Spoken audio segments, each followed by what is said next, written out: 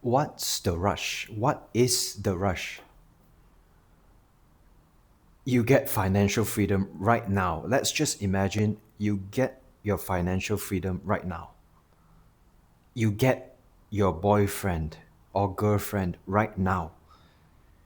You get married right now. You have kids right now. You have everything you want right at this moment.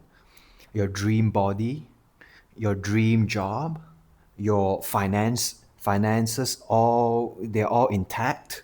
Your financial freedom, you get it all sorted out. Your dream body, your dream boyfriend or girlfriend, and then you get married right now. What else? What else could a human possibly need to feel satisfied? That red Lambo, that red Ferrari, okay, yeah. What else? Perfect health, like a 10 out of 10 vision, 10 out of 10 health, 10 out of 10 body muscle to fat ratio, 10 out of 10. Summer bod, your summer body is ready to go, right? What else? What else could a human possibly need that makes us feel a sense of achievement and pleasure and safety?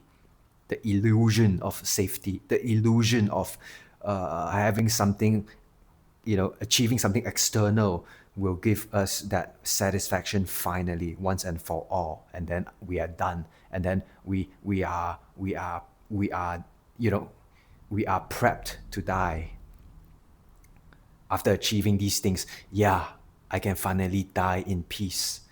Okay, what else? What else? Okay, a nice house, a mansion on some remote island away from everybody in the world, organic food, healthy air, healthy beaches, healthy, surrounded by the ocean. Everything is organic, everything is perfectly clean, you know, everything. Okay, imagine all of that we've just talked about. You have it. Just like that. Just okay, you got it. You got all of that. Would you do you think you would actually be happy? How long do you think that false sense of happiness, how long do you think that would last? How long do you think happiness and satisfaction that comes from anything externally would last?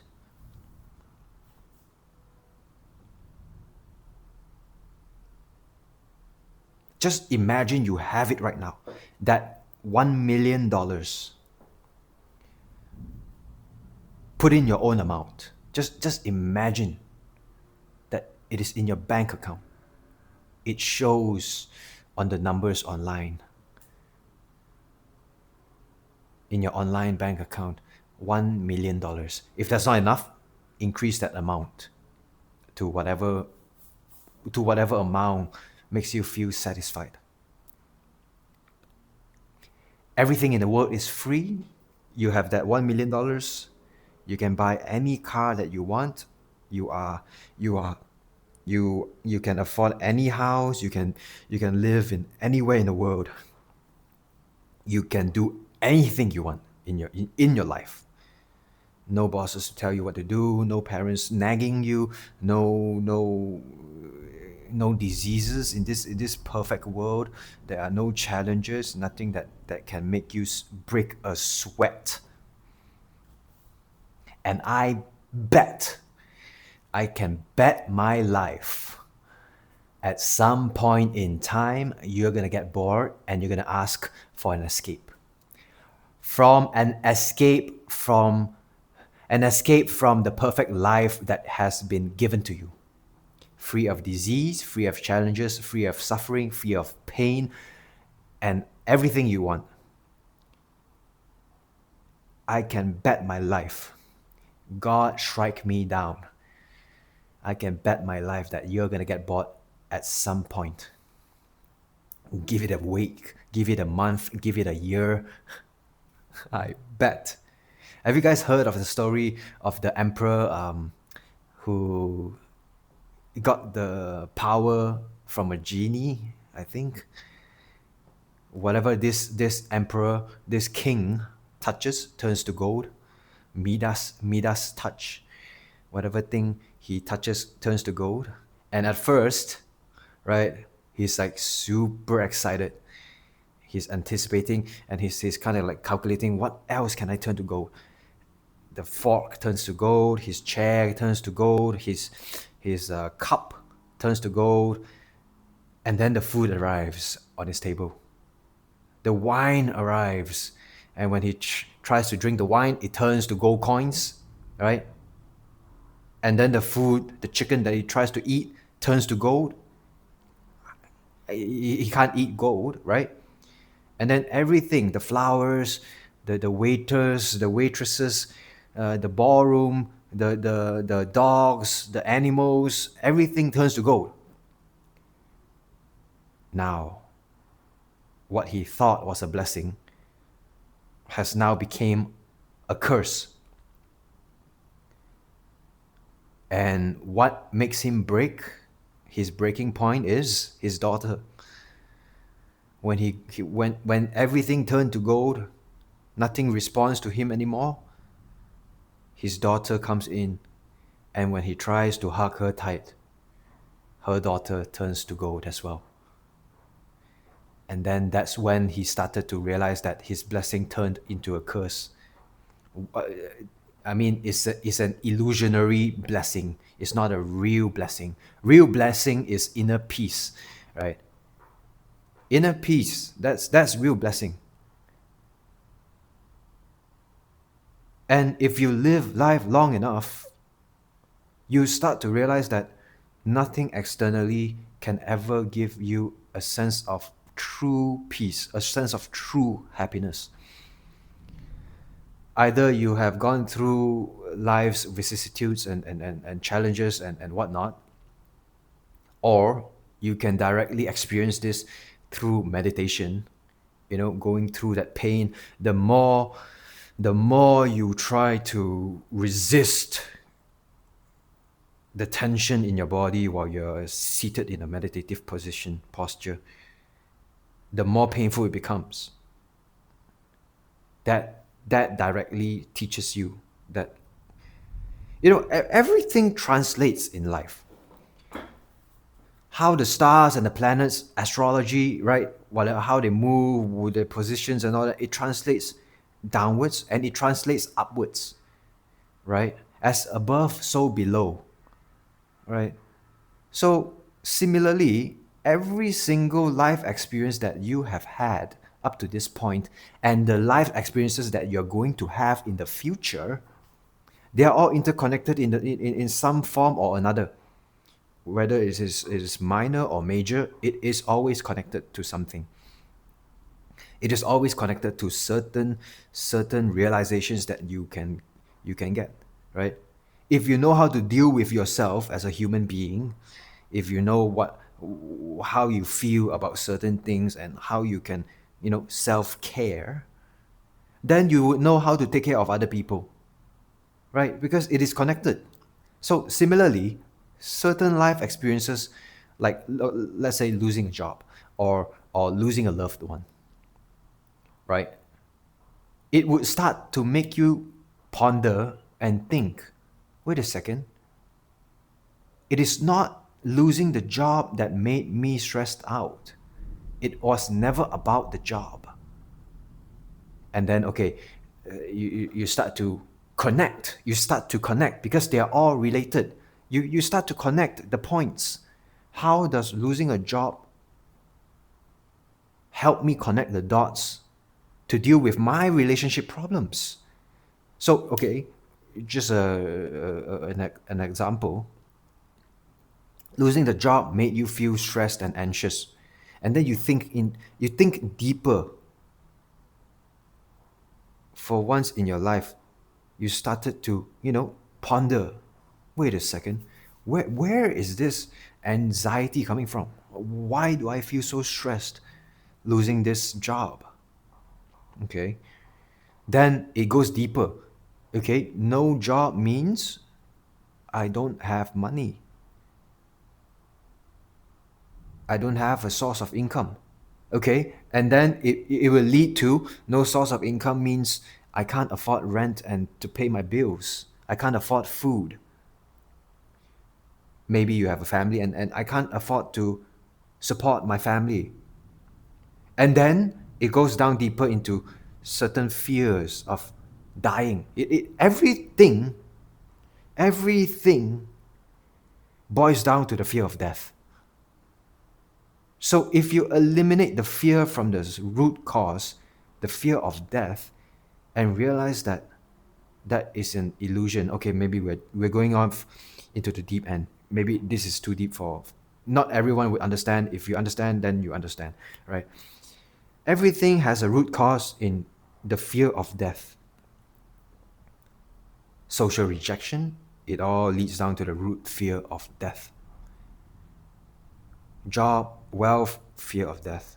Not having food, fear of death. Not having a place, no roof over our heads, not having a place to stay, fear of death. Health problems, fear of health ailments, cancer, or whatever, fear of death. It's all connected to that. So if we eliminate and not even eliminate, we can never eliminate our body's natural tendency to self-sustain, to live on. That is the biology of the body. So instead, we can try to understand the root cause of the fear of death. Why do we have a fear of death? And is the death symbolic? Could it be tied to a fear of our identity dying, our ego dying, our egotistical structure dying, our personality and identity that we have built over the years? Are we afraid of that death? A lot of things are symbolic, right? If we are able to ponder, to stop, minimizing the distractions that we have day in, day out, and then actually take some time to ponder. We can never run away from this responsibility to ponder, to really take 5 minutes, just 5 minutes in your shower, right? Just take 5 minutes in the shower, close your eyes, like ponder. Why did I react that way? How could I have changed my perspective, which would automatically as a side effect change how I react to certain things and events and circumstances. And then why do I tie my self-worth and the sense of safety and the sense of belonging and sense of happiness and sense of worth to the outside world? Why do I tie all those things to the external materialistic world, which I know through life experience, you know, through life experience, I go through it again and again and again. I earn $5,000. Oh, no, I've been happy for a while, and now I need $10,000, and then I reach my goal at $10,000. Okay, and then I get happy for like maybe 1 week. I celebrate another week, 2 weeks total. I'm really happy about my increment and about my pay bump, and then I feel depressed again. The same feeling creeps in again, and then I earn $50,000 every month. $50,000 every month. I get happy for 1 month, and then that same gnawing feeling that is coming from somewhere, it starts to come again.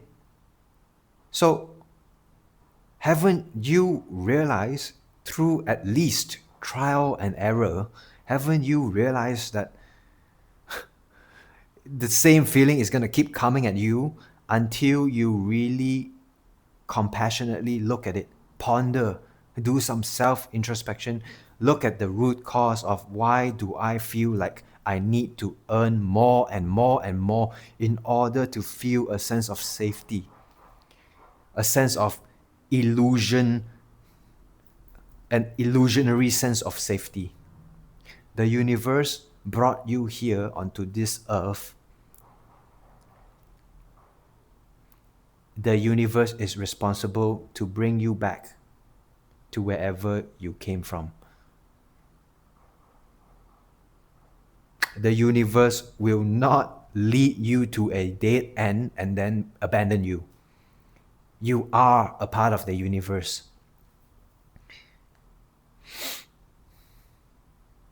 So, safety, all these things is an illusion. Fear of death is an illusion.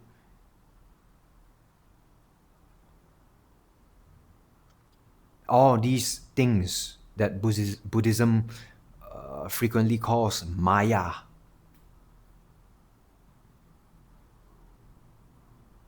So, look at it, introspect. What is it that actually brings me true peace? How can I work on myself in order to, how can I release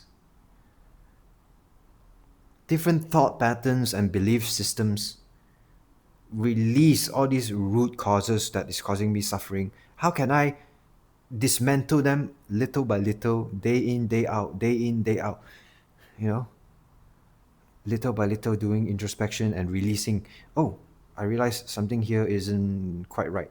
I think I can, dismantle this root belief that is causing me a lot of suffering and causing me to act out in a certain way. Okay, I want to crush it down into fine powder and then dissolve it. Let it float up. Okay? How the first step to that is to be aware. We have to be aware. Cut out as much as possible distractions from your life. Everything in moderation, that's fine, right? We are humans, we have the right to enjoy, right? Have a smoke, have a drink, binge on Netflix during the weekends, but take that time to put some awareness to dissolving things that you are only able to realize if you really introspect and take some time to be conscious of. We can only change aspects and dissolve aspects of ourselves that are not beneficial to us only if we are aware that they are there. And distractions will cover these things up, and they will keep on running in the background over and over and over again. Same patterns, repeat. That is karma. Karma is the repeating of a cycle.